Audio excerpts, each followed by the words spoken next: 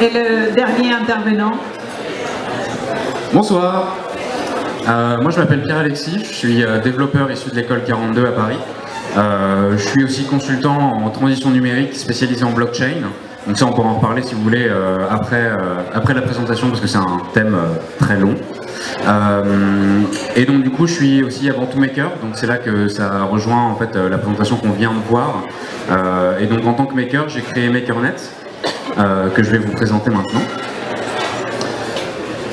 Donc en fait, MakerNet ça a commencé il y a 2 ans quand j'ai fait en fait une petite analyse du système de production actuel. Donc quand je parle du système de production, c'est le système de production pour les produits. C'est-à-dire que je ne m'intéresse pas ici à la production de nourriture ni à la production d'énergie, mais vraiment à la production de produits. Et donc j'ai identifié le fait que dans notre système de production actuel, on a des produits qui sont extrêmement génériques, qui sont faits non pas pour une individualité, une personne en particulier, mais pour en fait être compatible avec un maximum de profils possible pour pouvoir vendre le plus possible ce produit. Que quand on invente des produits, en fait, on est obligé de tout le temps réinventer la roue parce que finalement, il existe plein de produits dans lesquels il y a déjà des choses qu'on est en train de développer, sauf qu'on n'a pas le droit de les utiliser parce qu'ils sont couverts par des brevets.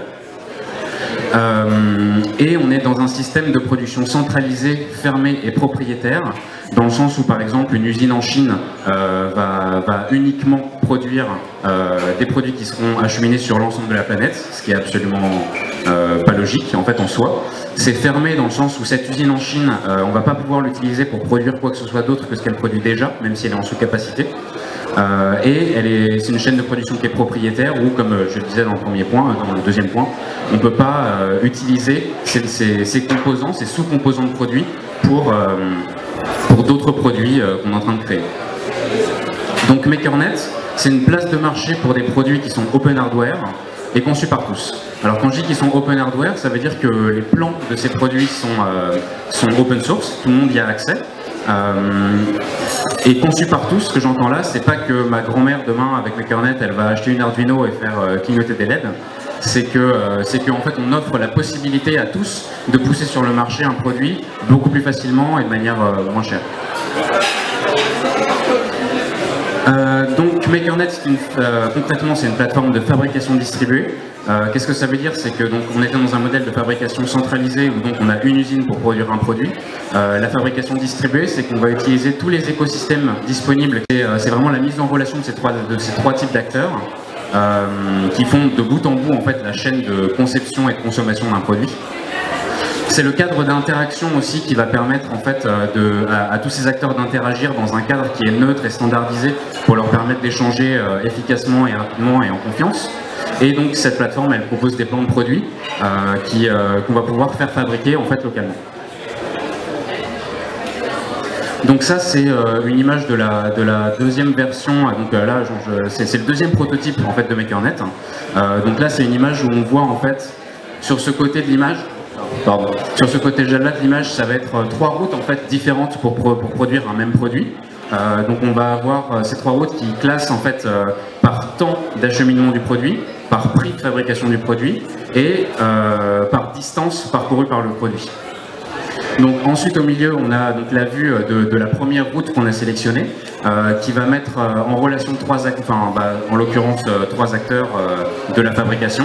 Donc un fournisseur de bois, un ébéniste et un mec dans un Fab Lab qui va faire l'assemblage de ce produit et du transport. Et donc ça donne un total de 27 €. Et donc on va voir que le produit, il partira d'ici, il ira là-bas et ensuite il ira là. Et donc on peut choisir comme ça la route qui va nous convenir en tant que consommateur. Ensuite, ça c'est une vue, alors pour l'instant très sommaire, hein, je suis désolé, j'ai pas encore beaucoup travaillé sur cette partie-là, mais donc c'est la vue de, en fait, des contributions successives qu'on va avoir sur un produit. Parce que donc, je vais y revenir un peu plus juste dans la slide suivante, qui d'ailleurs est la vidéo. Et donc du coup, en fait, on va avoir un produit A qui va être publié sur MakerNet, et ensuite une personne va vouloir modifier un petit peu ce produit pour qu'il corresponde à son besoin. Ça va créer un produit B. Et une troisième personne va créer un autre produit à partir de ce produit B, ça va créer un produit C. Et donc en fait on garde comme ça l'antécédence de la propriété intellectuelle et de toutes les contributions apportées successivement à un produit. Du coup je vais vous montrer donc, une vidéo pour expliquer un peu plus en détail comment ça fonctionne tout ça.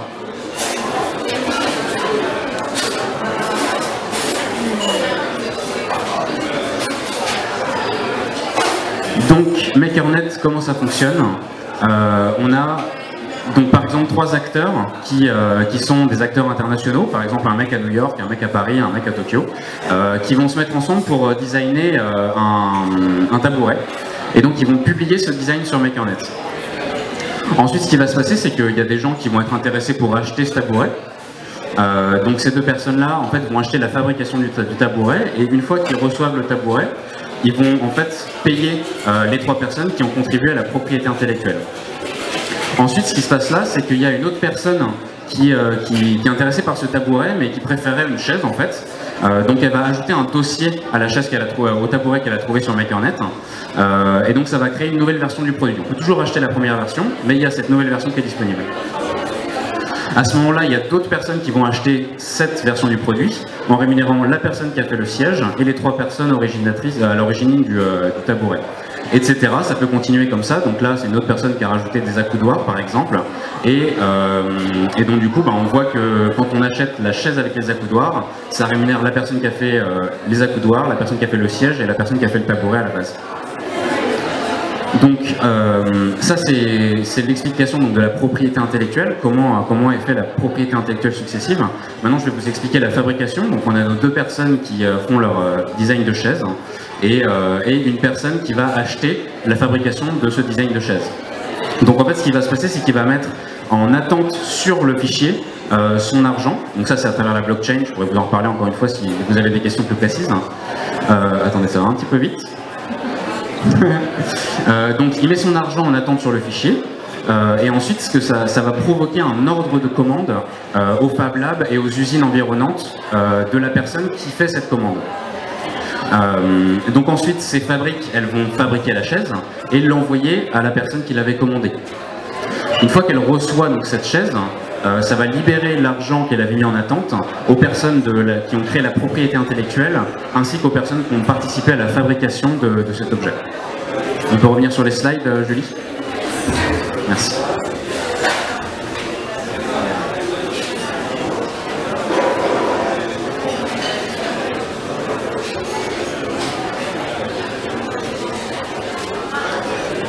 Donc voilà, donc ça normalement c'est un petit peu plus clair sur la lignée de propriété intellectuelle. Donc en fait, moi j'avais rencontré Thomas Diez en juin 2015 à la Maker Faire de Shenzhen en Chine, où en fait j'avais vu sa présentation sur FabCity, et après on a discuté un petit peu, on s'est rendu compte qu'on avait une vision vraiment très similaire sur ce qu'on voulait faire, et on s'est rendu compte que MakerNet c'était finalement une très bonne manière de traiter la problématique de la production locale dans les villes au niveau des produits consommables, qui ne sont pas la nourriture ni l'énergie. Parce que c'est les 3 plans de FabCity. Donc comment est-ce qu'on fait pour changer la consommation aujourd'hui? Eh ben, déjà premièrement on peut acheminer des plans plutôt que des produits. C'est-à-dire que ça coûte évidemment beaucoup plus cher d'envoyer un produit fini que d'envoyer les plans et de le fabriquer sur place, en pétrole, etc. évidemment. Ensuite donc, ça permet de proposer la fabrication locale, donc de proposer finalement un contexte à une fabrication locale où tout le monde pourra venir s'inscrire. Et c'est des produits qui sont conçus par des consommateurs pour des consommateurs, parce que si moi demain j'ai un besoin en particulier et que finalement il me suffit d'aller sur MakerNet, de prendre 2-3 trucs, de les mettre ensemble et que ça me fait mon propre produit exactement adapté à mon usage, donc c'est des produits conçus par des consommateurs pour des consommateurs. Ensuite, ça permet de réduire le coût de la recherche et développement, parce qu'en fait, on peut réutiliser des pièces qui sont déjà existantes sur MakerNet. On va aller chercher, comme je vous le disais, des pièces. Ça permet de ne pas avoir d'infrastructure, dans le sens où en fait finalement si demain je veux lancer une start-up, je ne vais pas avoir besoin d'avoir ma propre petite usine, etc. Si j'ai 100 commandes, je vais envoyer 100 commandes dans les usines locales à la personne qui m'a fait ces 100 commandes, et donc j'ai pas besoin moi-même d'avoir ces infrastructures. Et comme les infrastructures, donc en l'occurrence les fabriques, elles atteignent la pleine capacité, c'est-à-dire qu'elles étaient en train de produire des choses et finalement quand elles vont prendre des commandes de MakerNet pour fabriquer d'autres choses selon leur capacité, du coup en fait ça va permettre de réduire les coûts de fabrication, parce que comme ils sont en pleine capacité, évidemment ils peuvent se permettre de faire des tarifs un peu moins coûteux. Donc MakerNet c'est un framework de business collaboratif, et le grand paradigme c'est donc designer mondialement, excusez-moi l'anglicisme mal traduit, c'est designer mondialement et fabriquer localement.